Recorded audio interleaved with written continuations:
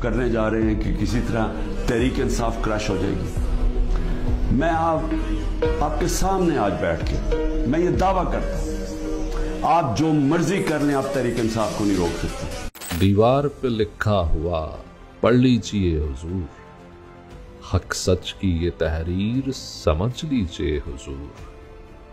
क्यों घूमते फिरते हैं ज़मीं पर खुदा बने, जमहूर ही असास है ये जानिए हुजूर।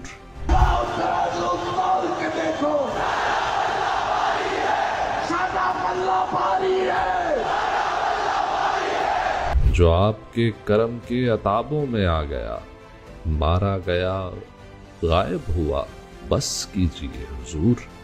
लिखा हुआ अज़ल से यही सच है आज तक, इंसाफ की पता है ये मानिए हुजूर।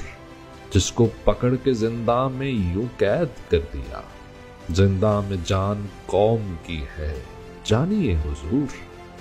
सब गौर से कान खोल के सुन लो कि ज्यादा देर नहीं रह गई। जो भी आप करेंगे, आप एक अवाम को शिकस्त नहीं दे सकते, एक कौम को कोई नहीं हरा सकता।